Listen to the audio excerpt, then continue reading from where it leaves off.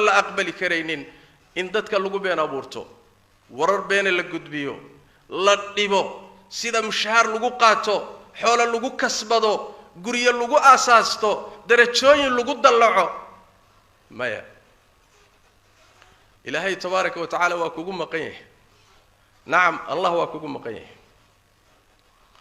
adiga waxaad ka shaqaynaysaa meel halisa waay bal qaar baa shaqo waxay ka dhigteen inay masaajidda macluumaad khaldan ka gudbiyaan oo macaahid iyo madaarista diinta ilaahay lagu bartiyo culimada macluumaad khaldan ka gudbiyaan oo ay ka shaqeeyaan sidii dhibaato loo gaarsiin lahaa masaajidka safka horena waa kugu xidhiidhiyaan waa kana quraan buu akhrinaya waa tukanaya barina waa tagaya masaajidku soo dacweynaya madrasadii diinta lagu baranay buu soo dawr war tawxiid baa dacweynaysa iimaankii baa dacweyn maraakistii meelihii ilaahay lagu caabudayay baa dacweynaysa haddana waad iimaanaysaa waad cibaadaysanaa shunu hada maxay tahay macnaheedu maxaa tahay adigu seed u taallaa been iyo lifaaq iyo waxaan jirin markaad ka qorayso ood gudbinayso maxaad ka samaysantahay maxaad rumaysantahay adiga waa arrin halis nabigeenu salawaatu rabbi wasalaamu calayh wuxuu leeyahay ruuxii ruux muslim ah sababtiisa luqmad ku cuna dhib uu ruux muslima dhibayo ayuu luqmad ku cunay xoogaa buu ku helay raashiina xoogaa lacag uu ku kasbaday guri buu ku dhistay waxoogaa buu ku helay wuxuu nabigu yidhi sallallahu alayhi wasallam allah tabaaraka wa tacaala intuu ku helay in la eg ayuu jahannamo ka siinayaa maalinta qiyaamada ruuxii dhar ku hela oo ku arad baxa ruux muslima dhibtiisa darteed allah tabaaraka wa tacaala maalinta qiyaamada jahannamo ayuu intoo kale isagana kaga arad bixinaya mariya jahannamo inta lagaaga tolaa lagu xidhi doonaa maryahaad xidhatay eed ku heshay dhibka dadka aad dhibayso maryahaad ku heshay kuwa la mida jahannamo lagaaga xidhi doonaa ruuxii maqaam istaaga istustus iyo ismaqashiin ruux muslima uu ku dhibayo isagana sidoo kale ilaahay maalinta qiyaamada ula dhaqmi doonaayo wuu fadeexayn doonaa nabi maxamed baa sidaa yidhi salawaatu rabbi wasalaamu calayh nacam axibati fillah allah qur-aanka kariimka soo inuguma laha war mu'miniintiyow ka fogaada tuhmada iyo malaha aan waxba ka jirin haysjaajuusinoo haysdabagelina haysjaajuusinoo haysdabagelina nabigeenuna sidoo kale sallallahu alayhi wasallam ceebaha dadka ha raadinin dulduleeladooda ha raadinin nacam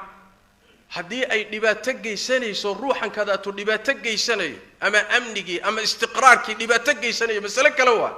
ama ruuxa iska nooleen dhib qabin dadkana aan dhib u geysanaynin inaad waxoogaa ku raadsato ama colaad idin dhex martay daraaddeeda aad dhibaato ugu geysato kala maya maxaa tahay markaa muumin soo ma tihid soo muslim ma tihid الله قرآن كريم كوحوليه هاي كله إنما يفتري الكذب الذين لا يؤمنون بآيات الله وأولئك هم الكاذبون بين سيدة يضب وحا أبورتا أو سمعية أو فلكية ضدك أن إله آيات كيسر ميسنين إيجانا بين على يالب الله تبارك وتعالى سيدة استرادة رقم كاسي رقم سحسن معه إلهي روحي قاري ساه لبدا معلين الدكسي إسكا أكفرتي mid intuu tago u tago booliiska u tago inuu yiraahdo midkan kada ta agtiisa ka furta wax kale meena isku qaban calashaan dugsi baa la iska agfurto inuu tago booliiska ku soo dacwooyo yiraahdo balaayo ka tirsan yahay meel xunbo ka soo wax buu qarxinaya shanu hada ya jamaa ila hadhihi suhula waxa ilaahi halka gaarsiin ina saa u sahlato oo sida u fududaado oo mujtamaci dhexdooda isku fasaado oo dadkii dhiigood xoolahooda la banaysto oo dhibkooda la banaysto maxay macna sameynaysaa maxaa laga helayaa walu fiirso nidaamkii dawladii waa lugoysay laamihii amniga waa lugoysay xoolaha ka baxay waqti baa la bixiyay dadaal baa la bixiyay walaalkaana waa dhibtay imisa dhibaad geysatay imisa xoolo imisa maxkamad imisa rafaada علشان وحوجا بعد الدحمرة علشان واد نعبته علشان الدنت هذه بعد كويد علشان وحوجا درجة إن تكون هالشيء كرسي علشان مشهار إن قادته علشان واد كشق قيسته ورمشوا مال سالن ما ورا يسكو عيارنا ورا يسكو عيارن cimrigaaga waxa laga yaabaa hal tilaabo aad qaabka u qaaday aakhiradaada iyo adduunkaagaba inay ku rogto oo aad gasho god aadan ka soo bixi kareyn hayl meeshu meel sahlan ma khalqiga ilaahay in la dhibo akhbaar khaldan laga gudbiyo warar la abuuro la karkariyo muslimiinta iyo dadka lagu dhibo khalqiga ilaahay dhibaato loo geysto sideedayna u banaanayn in dawlad loo kaashado nidaam loo kaashado been abuur loo sameeyo way ka sii daran tahay yaa jamaacati alkhayr ittaqullah ruuxa waxa ka shaqeynaya waxaan dhihi lahaa waxaad ogaataa adduunyadu waa maalmo inaad geeriyoona waad og tahay waxaad kasbaysana waad ka tagi doontaa gurigaad dhistay waad ka tagi xoolaha iyo caruurta aad ka kasabtay waad ka tagi dumarka aad ku guursatay waad ka tagi jagada aad ku gaadhay waad ka dhici qabri baad geli ilaahay baadna hor istaagi tabaaraka wa tacaala maalinkaasaad ogaan doontaa waxaad shaqaysatay bal waxay ku tareen iyo waxaad ka heshay ittaqullah war ilaahay ka baqo farsamadan iyo waxani waa meel khalda waa meel xun waa dhaqan xun oo aan qiimo lahayn muslimiin baa ka shaqo galo dad baa ka shaqaysan oo ka noolaaday war ma been baa laga shaqaystaa ma been abuurad baa laga shaqaystaa ma khalqiga oo la dhibaa laga shaqaystaa ma halkaasa kasab iyo xoolo laga raadiya iimaankaad beeshay iimaankii baa ka tagay meel xun bay wax ka galeen hungurigii baa meel xun ka galay ilaahay arsaaqdaada waa qoray xalaal raadso khalqiga ilaahay dhibkiisana ha ka ganacsan waxna ha ka raadin ittaqullah ilaahay dulmiga in la dulmiyo cidna ma ogolaanin dulmigu waa dambi weyn waxaana kamid ah inaad dadka dhibto afkaaga addinkaaga maalkaaga qalinkaaga maskaxdaada awooddaada inaad khalqiga ilaahay ku dhibtaay waa jariima waa dambi aad u culus khaasatan dadka muslimiinta iyo mu'miniinta ilaahay rumaysan ee caabuda way ka sii darantaa halkaa markay gasho maxaa yeelay waa meel halis ruux halkaa ka biyo cabayaay wuxuu ka biyo cabayaa hila halis ah meel khatar ah wuxuu daaqayaa daaq halis oo khatar ah maxaa yeelay dadka mu'miniinta khaasatan ilaahay baa difaacaya ilaahay baa u taagan difaacooda sida ilaahay quraanka kariimka inuu sheegay الله تبارك وتعالى مؤمنين ترقي الضمر كأسجا أتاجن دفاع عودة إيه أولياء إلهي واحد وادتك إلهي دورت وادتك هري هبين بأتاجنا إني عبدان السجودان بريان رالي جليان كوا مركز أديك الشقة كرنيجته مشهد قلي لهيد بلو باهي دقال إلهي أدي يرجرو نبينا صلى الله عليه وآله وسلم حديث القدس وحوليه ربي تبارك وتعالى وحيد من عاد لي وليا فقد آذنته بالحرب ولي إلهي أولياء إذا كم ذا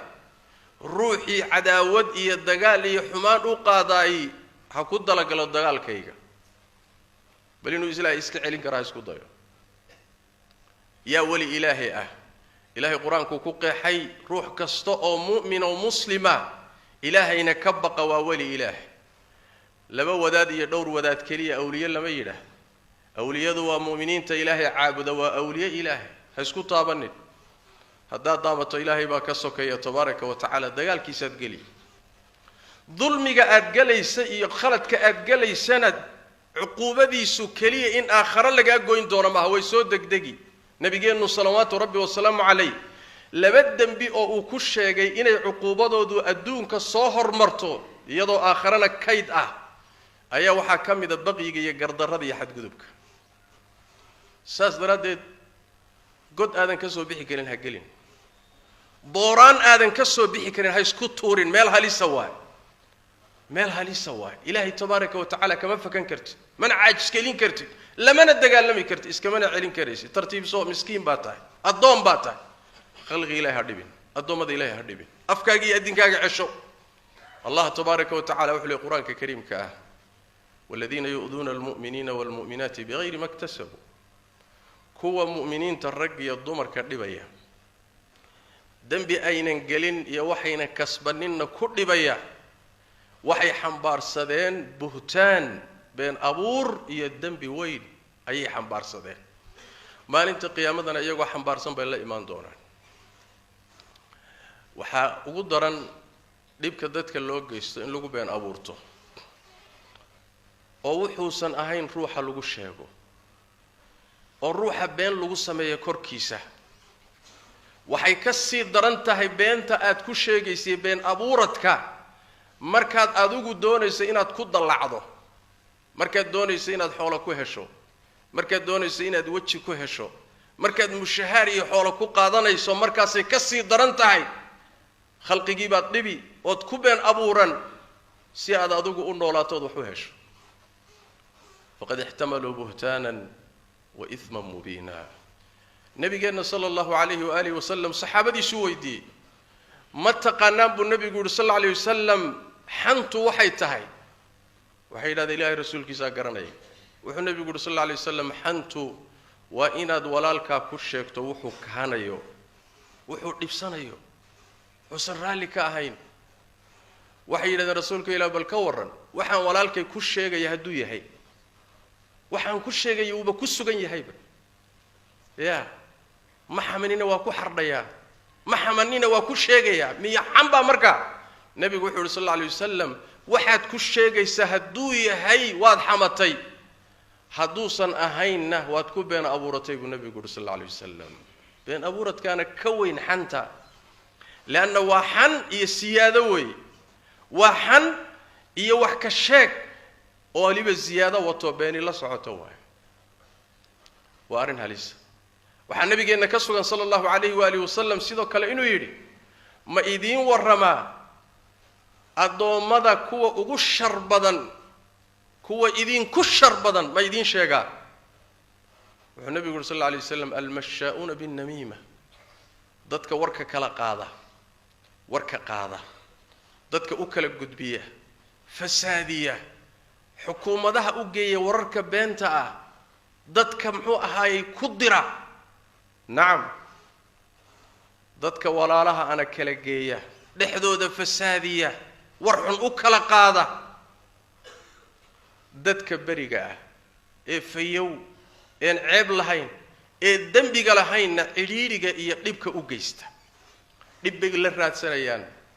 war bay ka gudbinayaan dhibaatay la rabaan ruuxuna waa fayow yahay dhibaato ma qabo waa beri yaa dembi male waa miskiin waxbaa la hagaajinayaa waxbaa la karkarinayaa war baa la ururinayaa kadibna waa lagu dhibayaa sidii loo dhibi lahaa baa laga shaqaynayaa kuwaasi waa kuwa ilaahay khalqigiisa ugu shar badan buu nabi maxamed yidhi salawaatu rabbi wasalaam waxaa ka shaqaynaya waayahan dambe waxaa aada u batay in dadku ay isku dacweeyaan dawladda ay isku dacweeyaan laamaha amniga ay isku dacweeyaan booliiska iyo saldhigyadiisa ay isku dacweeyaan wax aan xaqiiqo ahayn oo been ah laba waxaa dhex maraya ganacsigii baa la isku qabanayaa waa la iskhilaafayaa mid baa tegaya xerada booliisku tegaya ama laamaha amnigu u tegaya markaas wuxuu leeyahay kan wuxuu ka dirsan yahay urur hebel waxbuu qarribaya waxbuu qarxinaya ruuxi waaka waa lala kacay laamaha amnigu wixii soo gaadhay inay xaqiijiyaan tuhmo markay timaado inay xaqiijiyaan waa ku qasbay sababtu wax way ixtiyaad iyo dadaal bay ku salaysan yihiin wixii iimaan lahaa inay ka hortagaan xaqiijin dabagal xabsi xoolabihi maxkamad sababtu wax way علشان ganacsi baan isku qabanay siyaasad bay laba isku qabanaya waa tagaya markaas uu leeyahay koox wax qarxiso ka tirsay amnigu khatar ku yahay mujarrad inay siyaasad isku qabteen markaas ruuxi dhibaato gaadhaysa muddo u rafaatanaanaya ilaa la xaqiijiyo mid baaba mushahaar ku qaataba hadduu mushahaar ku qaadan lahaa amniga iyo istiqraarka inuu ilaaliyo waa fiicanta laana amniga iyo istiqraarka iyo sugnaanta iyo nabadgeliyada mujtamacaadku waa mas'uuliyad dadkoo dhan u taala ma aha mas'uuliyad dawladda galiya u taala ma aha mas'uuliyad u taala laamaha amniga kaliya u taala ma aha